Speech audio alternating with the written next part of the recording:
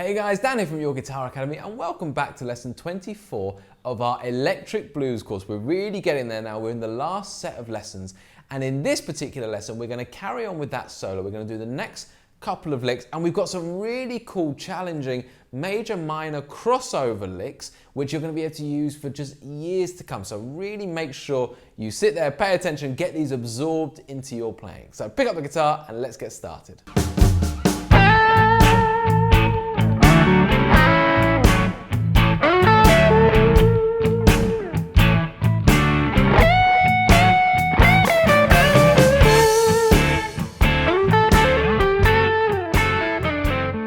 Hey guys, so if you're just tuning in, then do remember that you can head on over to the website to get all of the interactive tab, the fretboard diagrams, and the full write-ups for every single lesson. It looks great on the mobile, on the desktop, however you're viewing it. Head over there and we'll put the links in the description and in this video. Also, please do like and subscribe to this video if you're enjoying it so far and if you're enjoying the course, as well as leave us a comment. We make sure we get back to every single comment that you guys leave. Okay guys, so we just previously finished with this lick.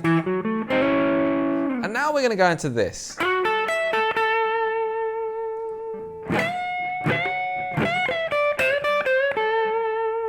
Okay, so let's just kind of walk through this. So first up, we're now moving positions. So it's really important to get that groundwork again. So I'm in A, I'm in the key of A, so I'm going to come to my A7 up here. Okay, and remind myself that with that chord shape, I've got box 4 in major, and box 3 in minor. Okay, so my lick starts in that box 4 major, so I'm going to go. Okay, so that there is literally moving up to the root notes. So I'm going to literally go here from the 5 to the 6 to the root. Okay, but I do it as a grace note slide, so I don't hear bum bum. I'm just going to go up to that root and then jump up to the 5th, so that E at the top there, 12th fret, and then back down to the root. Okay, so this works really beautifully because we're still over that root chord, we're still over that A, so I'm really just hanging around that A root still, just utilizing that kind of box 4 of the major pentatonic. Okay, then after letting that ring out with some lovely vibrato, again now on the first finger, but nice and neat vibrato, give it the BB King. Okay, then I'm going to go.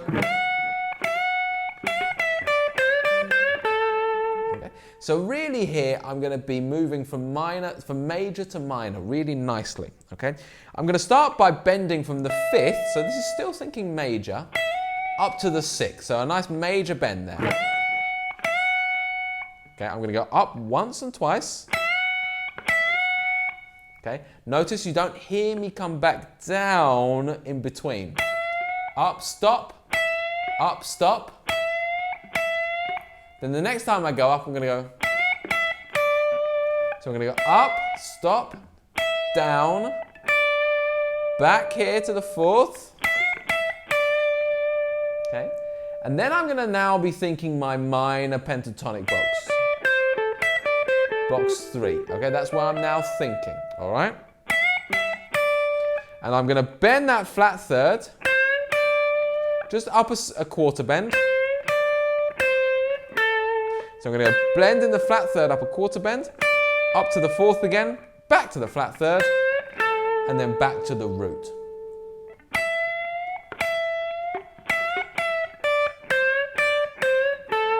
So you've got this really nice blending of the two sounds. We kick the kind of sound off with major, then major into minor. Really beautiful place to kind of blend those two so subtly as well. It's a really nice way to do it. If you're hanging around the 5th, it's always really easy to blend from there because you can choose to go back to the 4th or there instead. So if you go back to the 4th, you're really encouraging that minor, but instead if you go back to the major 3rd, you're encouraging the major, okay?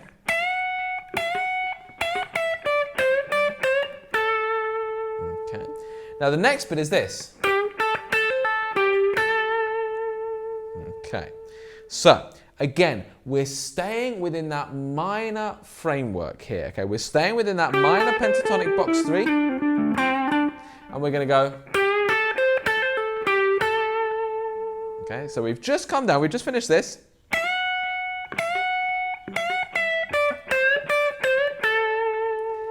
Then we're going to come back down here. Okay, so from flat 7 to root. And then I'm going to do that quick hammer on and pull off. We know this lick. So hammer on and pull off to the flat 3rd. Back down to the flat 7. And then hit that root note again. Okay? Okay. So all together, that part is this. And then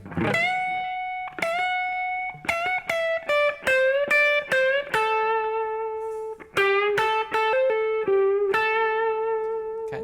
And notice that I do get a little bit of a quarter bend as well on that flat 7. And in general, wherever you want to try and bring in those quarter bends, just go for it. You know, they're always going to sound good. As long as you've got that technique right and you're always stopping the bend as soon as it starts to change tone, okay, change pitch I should say, then it's going to sound basically good pretty much all the time. But you know, also there's that, you know, word of advice of kind of use stuff sparingly. It doesn't always have to be in there. Okay, so this is a great example. Learn the solo as is here because it's going to really serve you well.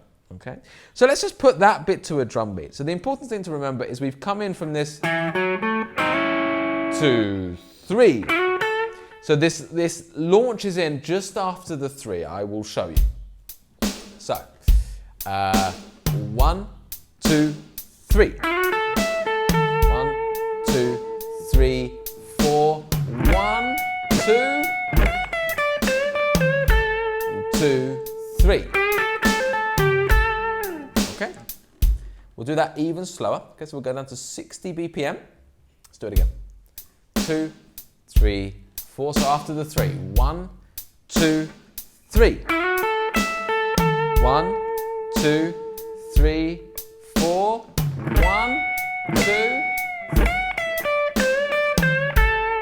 2, 3. And then we'll carry on with the next bit. Okay. Now, let's just talk about the backing track, okay, and what's happening. It's really interesting here because you'll be thinking at this point, okay, well, you know, I'm still highlighting this A a lot. I'm hitting this root note of A. But in the backing track, at one point within that, we move up to the 4 chord. As soon as we move up to the 4 chord of D, this note becomes the 5th of D. Maybe a very slightly out of tune version, but the 5th of D. Okay, so actually the chord change in the background allows me to continue using this note, but now with a different purpose. Okay, so I'm using the same scale shapes around it, but by highlighting this one now, I'm highlighting the 5th of D. So it's a very strong chord tone of the D. Okay, so that's really, really important. So what I'm going to do is I'm going to really slowly, I'm going to go to my old looper here, okay, and I'm just going to kind of do the backing track really slowly, okay, so you can really hear this. Okay, so imagine 1, 2, 3, 4.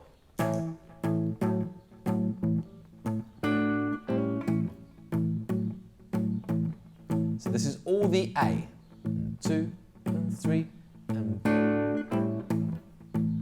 and then I'm going to go up to the D.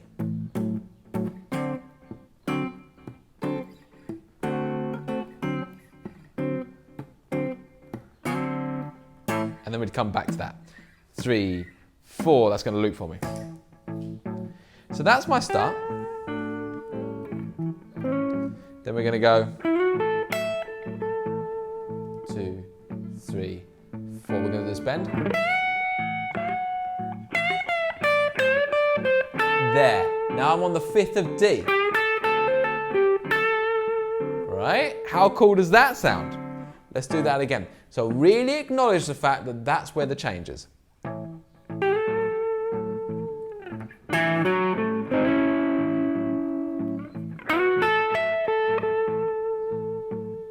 So this is a big build up at the end of the A. 1, 2. Here we go. Moving to D. There it is. And then when I do that, you know, I'm still thinking in terms of my minor, A minor pentatonic, but because I'm hanging around that 5th, that's sounding great. Also, these notes here, these work really well within the D pentatonic, you know, D minor pentatonic as well. So it fits perfectly, and I just wanted you to see why it does, so that if you are interested in that theory behind it, you're really picking that up at the same time. So that's your next task. Try and get that together so that you've really got the first couple of licks, those first 2, then moving into this lick, and that you're understanding how that relates to the backing track underneath. Okay, so thank you so much for watching. Please do remember to like, subscribe, and leave a comment. We do our absolute best to answer every single comment. If you've got questions, here is the place to write them so that we can get back to you and really help you out with this stuff. If you want to carry on with this course and you're loving it, then you can find the next lesson right here, and you can start the whole thing. The whole playlist is here on YouTube as well. So click one of those 2 links and I'll see you in the next lesson.